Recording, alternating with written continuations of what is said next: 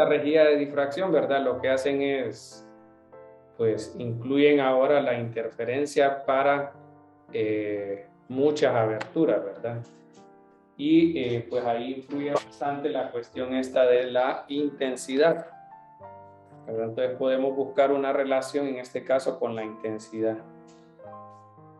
Entonces, bueno, ¿qué es lo que sucede cuando tenemos, digamos, más de una rendija? Entonces, si quieren, vamos a trabajar aquí un comentario para luego trabajar esa parte de la rejilla de difracción, que ya serían múltiples rendijas, ¿no? Entonces, miren que en general decíamos que, por ejemplo, en lo que es la interferencia, se usa bastante este criterio, ¿verdad? En lo que es la fase. Y que con esto normalmente se construye si existe o no lo que es entonces una interferencia constructiva o destructiva. Entonces, miren el caso, por ejemplo, por ejemplo, en el caso de la doble rendija, nosotros hablábamos entonces de que iba a estar, digamos, un valor del campo eléctrico, digamos, de la forma E0, ¿verdad? Con la función senoidal, y que la otra solamente iba a estar separada o iba a diferir por un valor phi, una fase, ¿verdad? Entonces con ese, miren, crean un diagrama de fasores para colocar las contribuciones al final del campo eléctrico y con eso saber una relación para la intensidad. Entonces, por ejemplo, imagínense que el primero va con una intensidad, ¿verdad? En este caso, pues, por ejemplo, podría ser E1 igual a un valor E0 seno de omega t. Es decir, que aquí está separado por este valor omega t. Ese sería el primero. De ahí el otro va a estar separado por un valor que le vamos a llamar phi, más o menos aquí. Y así sucesivamente vamos a tener varios y van a estar separados por algún ángulo. Bueno, más o menos aquí tengo tres, miren. Y luego vamos a tener lo que es el vector resultante, que sería el campo eléctrico, debido a todas estas contribuciones en algún punto en particular. Entonces, imaginemos que, por ejemplo, aquí tenemos 3, que es lo que coloqué ahí, ¿verdad? Entonces, una de las simplificaciones que hacen es que asumen que el campo magnético no se ve muy afectado por la separación, ¿verdad? Porque obviamente estas fasores que le llaman representan como estos rayos, ¿verdad? Obviamente hay una cierta distancia, pero para simplificarlo lo que hacen es asumir de que pues, el valor se puede aproximar a ese, ¿verdad? Que se mantiene constante. Bueno, entonces el punto aquí es que podemos tener diferentes contribuciones, ¿no? Y lo que podemos ver es bajo qué circunstancias podríamos tener esa parte constructiva y destructiva que hemos hablado. Y luego pues aplicarlo a esto. Entonces miren, por ejemplo, si yo tengo, por ejemplo, este diagrama. A ver, bueno, esos dos ahí. Imaginen que los dos están en esta dirección, es decir, que el phi es 0. Son iguales, ¿verdad? Entonces mire que en este caso, al ser el phi 0, vamos a simplificar así como phi 0, tendríamos entonces de que el delta R pues sería 0. No hay mayor cosa. Y tendríamos, por ejemplo, de que el vector resultante, o el EP, sería pues este de acá, miren. Pero ¿qué pasa, por ejemplo, si tenemos, digamos que uno de esos valores se encuentra, digamos, así, y el otro entonces está con un phi de 90 grados? Aquí tenemos un E0 y aquí tenemos entonces otro E0, pero el ángulo de fase es de 90, es decir, phi es en este caso 90 grados. Aquí usted tendría que el vector o el fasor, ¿verdad? Sería entonces este EP. Y miren que lo que tenemos aquí es que usando esta relación, como el delta phi es igual a, en este caso, a pi medios, que es 90 grados, ¿verdad? Que es lo que representa este. Usted tendría pi medios sobre 2pi igual a delta R sobre lambda. Entonces, ¿cómo le queda el delta R? Entonces le queda que, simplificando esto, le queda que es lambda cuartos. Es decir, que para lambda cuartos, una diferencia de trayectoria de lambda cuartos, tenemos que el ángulo de fase, o phi, es pi medios. Y así, ¿verdad? Podemos tener diferentes formas. Entonces, eso al final, o sea, que todas esas contribuciones son lo que generan de que el campo eléctrico genere un valor máximo o un valor mínimo en estas rendijas, ¿no? Bueno, entonces eso es la relación que hacen con el delta R y el phi. Bueno, en el caso de 3 rendijas, por ejemplo, tenemos que, pues podemos saber qué condiciones hablan de la parte esta de los máximos primarios o máximos secundarios que se generan ahora en esta situación de difracción. Es más o menos similar a esto, miren, ¿verdad? En donde tenemos el primario en la rendija, miren, tenemos solo, para una sola rendija, tenemos un máximo primario, miren, y de ahí tenemos varios máximos secundarios. Bueno, entonces, ¿cuál es la condición aquí que vamos a tener? Ok, aquí en esta parte solo estamos hablando, digamos, de solo 2 contribuciones, ¿no? Es decir, el E0 y el E0 a 90, o la otra configuración que colocamos, es, por ejemplo, la consecuencia de solo 2 rendijas. ¿Qué pasa con la situación de 3? Perdón, aquí yo había puesto ¿verdad? Estos son para 2 rendijas y aquí vamos a poner para 3. Y ahí vamos a colocar ya para más, que es en el caso de la rejilla de difracción. Entonces, para 3 rendijas podemos tener un caso similar, miren, con el primero que colocamos para 2. Le voy a poner 2 rendijas. Mire que, por ejemplo, usted tendría que podrían estar esos 3 E0s dispuestos de esa manera y tenemos la misma relación, que el delta R es 0, porque el phi es 0. Miren que aquí les colocan en el texto otra configuración donde se pueden trabajar esos 3. Miren, aquí tendríamos este a 0 grados, este a otro ángulo y a este más o menos así. Es decir, aquí tendríamos una fase de 60. Aquí tendríamos entonces otra fase de 60.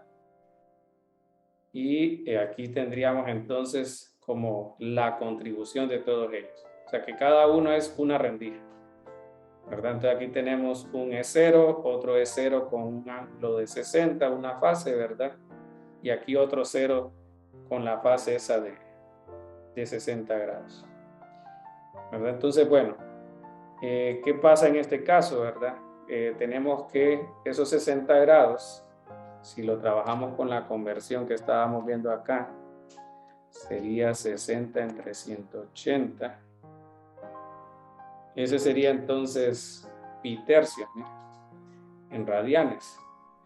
Usted tendría pi tercios sobre 2pi igual a delta R sobre lambda. Es decir, que para un phi de 60 grados, una fase de 60 grados, para una fase de 60 grados, el delta R está entonces a lambda sobre 6, ¿verdad? Y el resultante, o sea, el EP, vamos a tener, por ejemplo, de que va a tener un máximo, va a tener un valor de 2 veces este valor del inicial, o sea, el de una sola rendija. Es decir, que si la fase es de 60 grados, ¿verdad? Significa que al final la contribución solamente es como la que si solo estuvieran 2 rendijas nada más, el máximo de 2 rendijas. Y también hay otras condiciones, ¿verdad? Que se pueden dar. Entonces la pregunta es, ¿cuál va a ser la forma de predecir cuándo vamos a tener esos máximos? Entonces, podemos ver de que el máximo central o el máximo primario se va a dar cuando esa fase sea un valor equivalente, y lo voy a poner así mejor. O sea, vimos que aquí cuando phi es 0 tenés un máximo. Aquí también pasa lo mismo en tres rendijas, solo que tendríamos tres vectores. Entonces, cuando este delta phi o el phi es un múltiplo de 2pi, es decir, tenemos 0 más menos 2pi más menos 4pi y en adelante, entonces podemos tener lo que es el valor máximo. Entonces, lo que llamamos entonces en este caso el máximo primario. Pero también vamos a tener lo que son los máximos secundarios, ¿verdad? Eso sería, por ejemplo, en el caso donde, vaya, por ejemplo, aquí colocan otro caso donde se da un secundario. Aquí tenés el doble, ¿verdad? O sea, tenemos primero, phi igual a 0, tenemos 3 veces la intensidad de las tres rendijas, la máxima.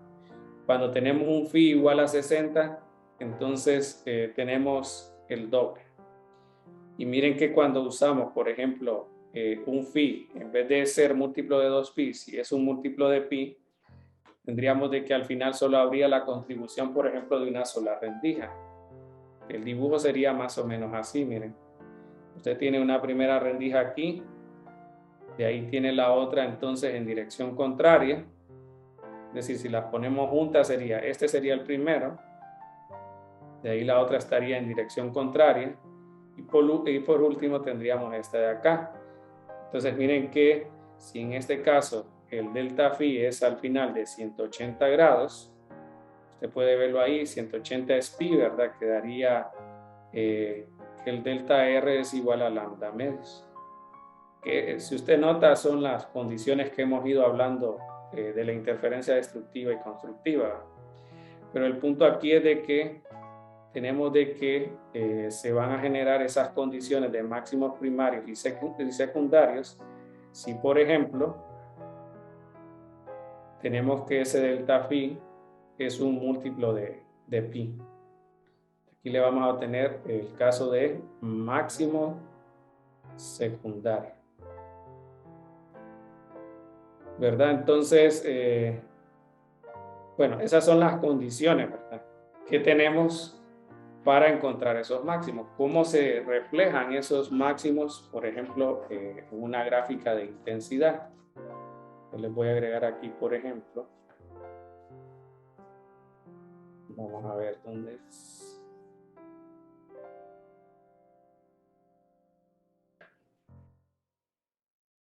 Es decir, para el caso entonces de una rendija, miren, voy a hacerlo yo, para no poner aquí tanto. Entonces aquí voy a poner solo unos 3.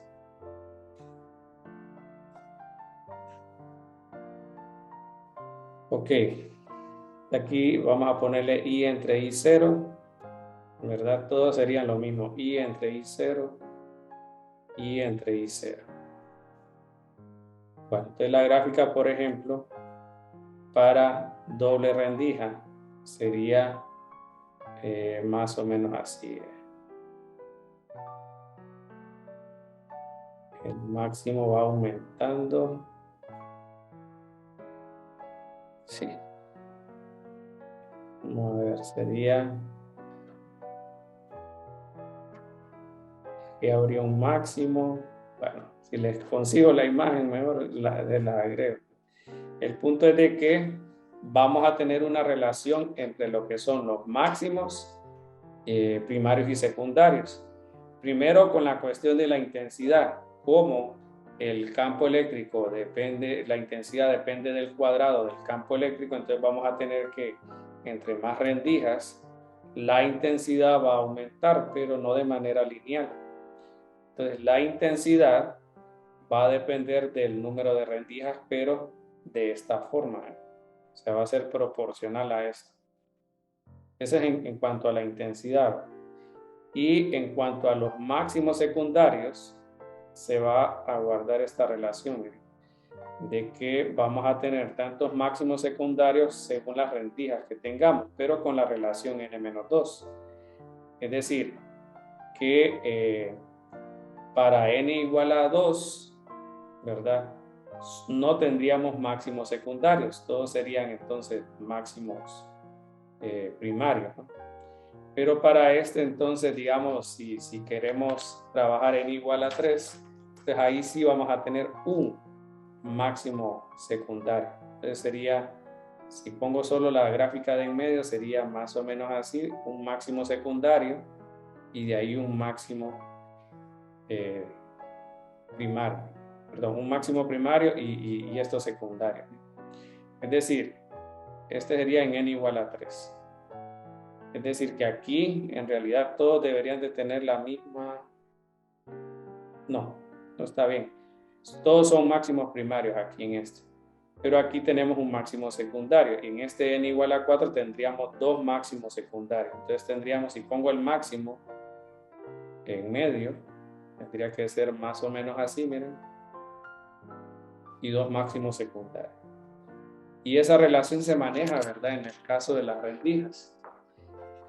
Y en el caso de la de difracción, tenemos entonces que van a haber bastantes, en este caso, rendijas. De hecho, ahí le van a decir cuántas rendijas hay por una distancia en particular, ¿verdad? Por ejemplo, le van a decir 5.000 ranuras por milímetro, cuestiones así, ¿verdad? Pero el punto es de que al final podemos nosotros trabajar la misma relación esta que tenemos nosotros de las condiciones de fase y el delta R para poder decir entonces dónde se van a ubicar esos máximos. Entonces miren que aquí pues la relación, recuerde que este delta R con la simplificación de estos rayos paralelos es de que hay una distancia a seno, ¿verdad? Solo que en este caso lo ponen con una D. Entonces la interferencia máxima se va a dar entonces cuando ese D, que es el ancho, ¿verdad?, de la rendija por el seno del ángulo, sea un múltiplo de la longitud de onda. Es decir, que es similar a lo que hablábamos en los casos anteriores, ¿verdad? Aquí M va a tener el valor de 0 más menos 1 más menos 2 y así, ¿verdad? Entonces con eso nosotros podemos básicamente tener la relación esa, ¿verdad? Entonces ustedes pueden de alguna manera al momento, por ejemplo, de saber, por ejemplo, en el caso de los gases, vamos a ver lo que es la parte esta de el espectro, ¿verdad? De líneas que genera un gas en particular. Vamos a ver de que los gases tienen una cierta longitud de onda en la cual se emite luz o absorben energía, ¿verdad? Entonces, estas rejillas de difracción nos pueden servir de esa manera. Por ejemplo, usted tiene una muestra que tiene calentándose, digamos, y usted lo pone a través de, o sea, le pone en medio, en el camino de la pantalla, por ejemplo, una rejilla de difracción. Entonces, como esta está separada en diferentes líneas, pues podemos nosotros distinguir las longitudes de onda, ¿verdad?, en el cual va a haber la interferencia máxima.